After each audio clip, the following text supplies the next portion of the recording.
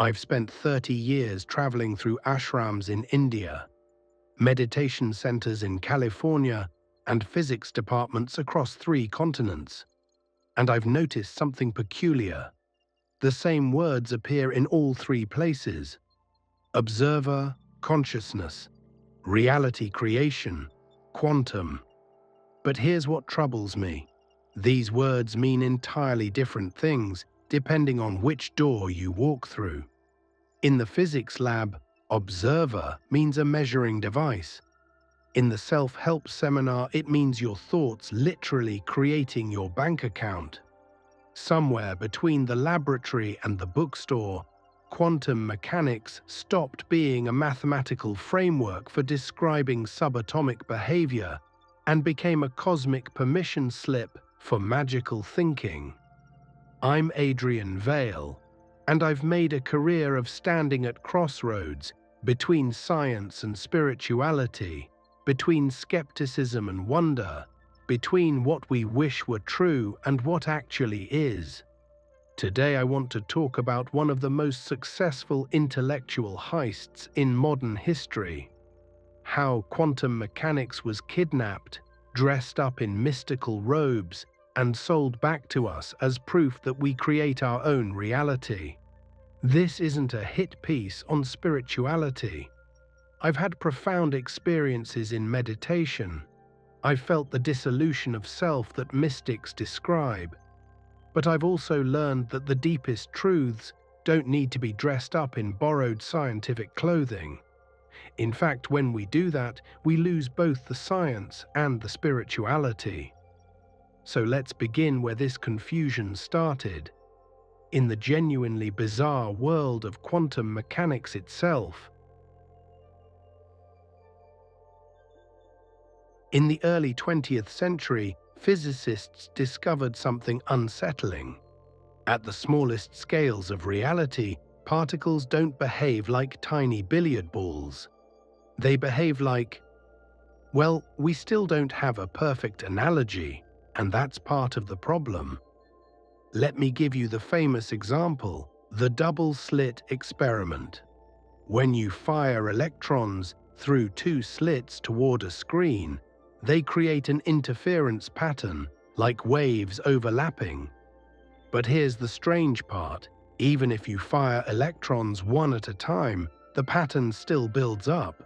Each individual electron somehow knows about both slits. It's as if the electron exists in multiple states simultaneously until it hits the screen. This is what physicists call superposition. Before measurement, quantum systems exist in a combination of all possible states. The mathematics describes this perfectly. The philosophical interpretation, that's where things get complicated. Now here's where the word observer enters the picture. When you measure a quantum system, when you detect which slit the electron went through, the interference pattern disappears. The act of measurement seems to collapse the superposition into a single definite state.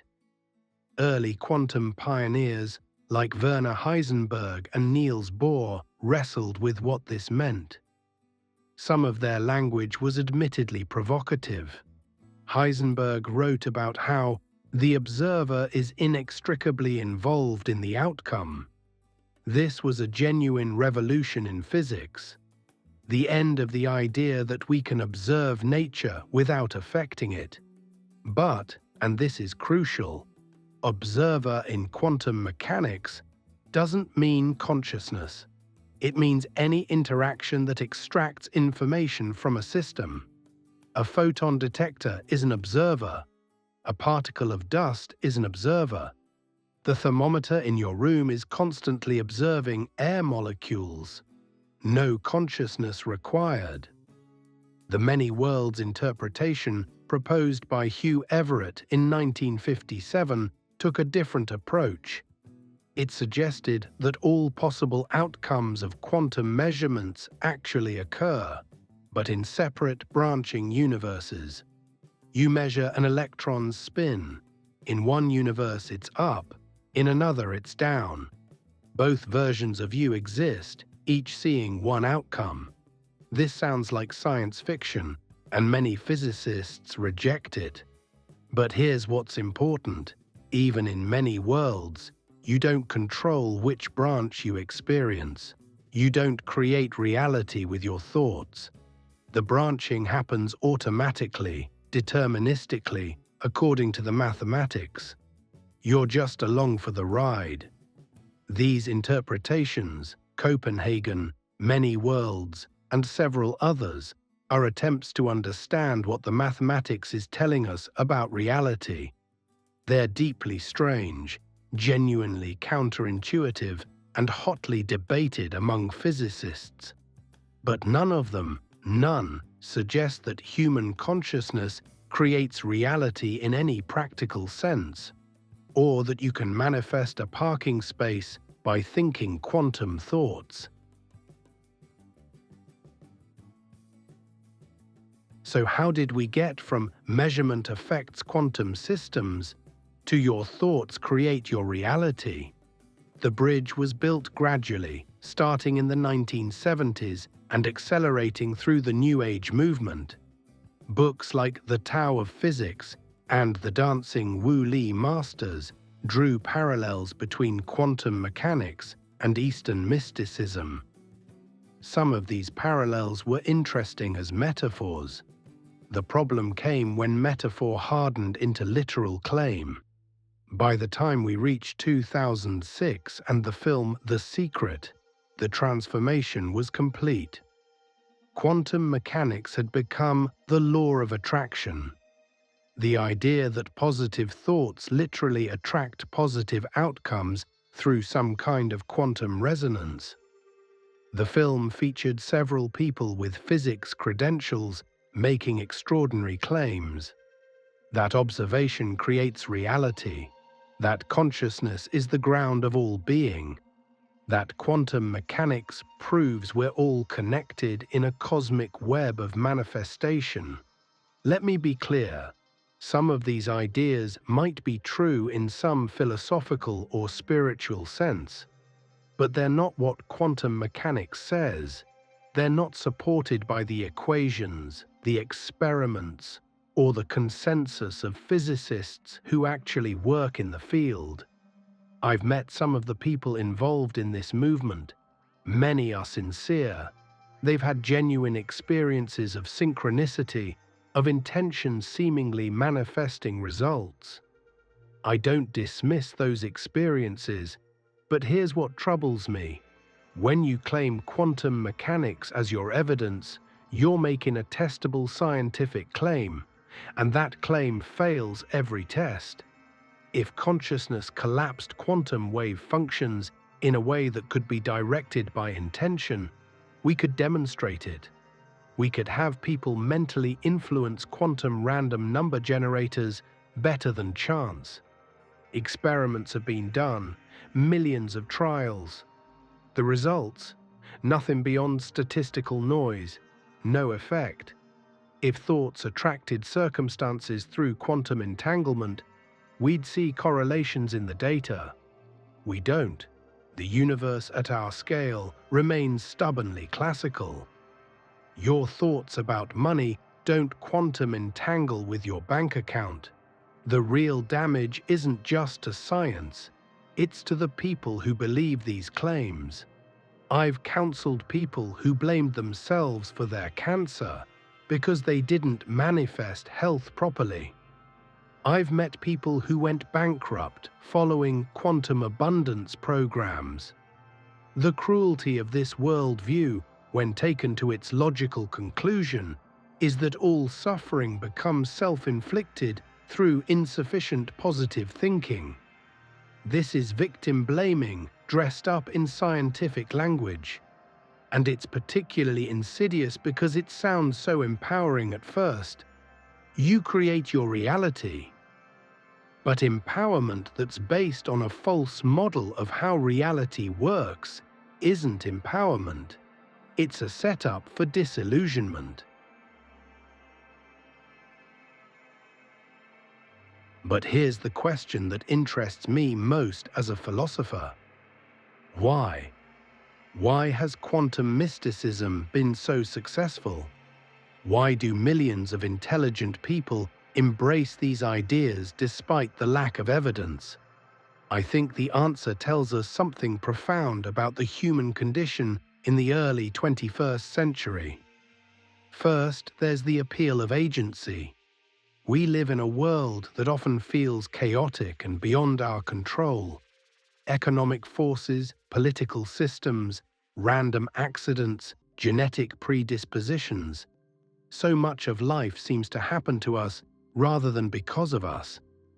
The idea that consciousness creates reality offers a seductive antidote. Ultimate control. If your thoughts shape the universe, then you're never truly powerless.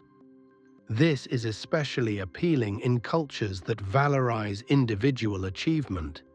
The American dream meets quantum mechanics. You can be anything you want, and now science proves it. Except it doesn't. Second, there's the crisis of meaning. Traditional religions have lost their grip on many educated modern people. We can't quite believe in the old gods, the old heavens and hells. But we're left with a scientific worldview that seems cold, mechanical, purposeless. We're just atoms bouncing around in a void, briefly conscious, then gone. Quantum mysticism offers a middle path. You can be spiritual and scientific simultaneously. You can have cosmic meaning and empirical validation. You can reject dogmatic religion while still believing in something transcendent. It's an appealing package. Third, and I think this is crucial, there's a genuine intuition that consciousness is somehow special, somehow fundamental. When I meditate deeply, when the sense of separate self dissolves, there is an experience of consciousness as primary, as the ground of being. Mystics across cultures have reported this for millennia. The problem is conflating this subjective experience with objective physics. The fact that consciousness feels fundamental to your experience doesn't mean it's fundamental to the universe's operation. Your experience of time feels absolute, but relativity shows it isn't. Our intuitions, however powerful, aren't reliable guides to how reality works at scales far from our everyday experience. There's also, I think, a misunderstanding about what science offers. People expect science to provide meaning, purpose, moral guidance. But that's not what science does. Science describes how things work, not why they matter. It tells you how stars form, not whether you should feel awe when you look at them. It explains the neurochemistry of love, not whether you should love. We've lost the distinction between descriptive and prescriptive knowledge, between is and ought. So when science seems to say that we're just meaningless particles in a deterministic or random universe, people rebel. They reach for any scientific-sounding idea that offers an alternative. And quantum mechanics, with its genuine strangeness, its counterintuitive implications, its unresolved interpretational questions, provides perfect material. It's mysterious enough to project meaning onto, technical enough to sound authoritative, and weird enough to seem to support almost anything. Here's what I've learned in my years of sitting at the intersection of science and spirituality. Reality is far stranger than either the quantum mystics or the reductive materialists usually acknowledge. The actual implications of quantum mechanics are profound without any mystical additions. The universe at its foundation is probabilistic, not deterministic. Reality at the smallest scales doesn't exist in definite states until interactions occur. The observer and the observed are entangled in ways that challenge our intuitive notion of separate objects. These facts should inspire genuine wonder. They should humble us. They reveal that our everyday experience of solid objects in definite locations is a kind of useful fiction that emerges at our scale. The deeper reality is far more fluid, more interconnected, more strange. But this strangeness doesn't give us magical powers. It doesn't mean your thoughts rearrange the universe. It means the universe is more subtle, more complex, more beautiful than the mechanical clockwork of Newtonian physics suggested. And consciousness remains the deepest mystery we face.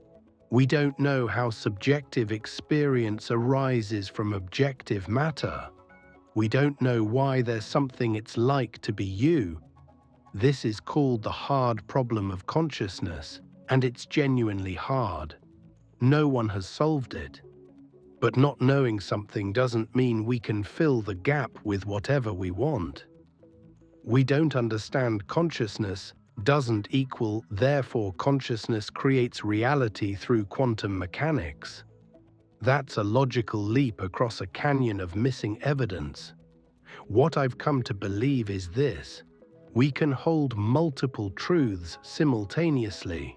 We can accept the scientific evidence that our thoughts don't literally quantum entangle with parking spaces, while also honoring the subjective experience of meaning, connection, and even mystery. We can be rigorous about evidence while remaining open to wonder. The real spiritual challenge isn't to make reality conform to our wishes through quantum manifestation. It's to find meaning and purpose in a universe that doesn't owe us either. It's to create value in a cosmos that's indifferent to our existence. It's to love and strive and hope in full knowledge that we're finite beings in an incomprehensibly vast universe. That's harder than believing in the law of attraction. It requires genuine courage rather than magical thinking, but it's also more honest, more mature, and ultimately more liberating. I started this talk by saying I've spent 30 years at Crossroads. Let me tell you what I've learned there. The scientists are right that we need evidence, rigor, and intellectual honesty. The mystics are right that there's more to existence than can be captured in equations. The mistake is trying to use one to validate the other. Science doesn't need mysticism to be profound. The actual universe revealed by physics, with its quantum superpositions, its relativistic time dilations, its evolutionary creativity, is more awe-inspiring than any myth we've invented. And spirituality doesn't need science to be valid. The experience of compassion, the practice of mindfulness, the cultivation of wisdom, these stand on their own merit. When we dress up spiritual ideas in fake science, we corrupt both. We make science seem like just another belief system, and we make spirituality dependent on claims that can be empirically disproven. What I'm advocating for is intellectual honesty in service of genuine wonder. Be skeptical of claims that sound too good to be true. They usually are. Be wary of anyone selling you cosmic power through secret knowledge. Be suspicious when physics is invoked to support ideas that physicists themselves reject. But don't let that skepticism close you off to mystery. The universe is strange enough without embellishment. Consciousness is mysterious enough without quantum mysticism. Your life is meaningful enough without having to believe you're manifesting reality with your thoughts. You don't need to be the creator of the universe to matter. You don't need quantum powers to change your life. You need honesty, courage, compassion, and the willingness to face reality as it is, not as you wish it were. That's the real quantum leap, from comforting fantasy to uncomfortable truth. It's a leap I'm still making every day, and I invite you to make it with me. Thank you for listening. Keep questioning, keep wondering, and for the love of truth, read some actual physics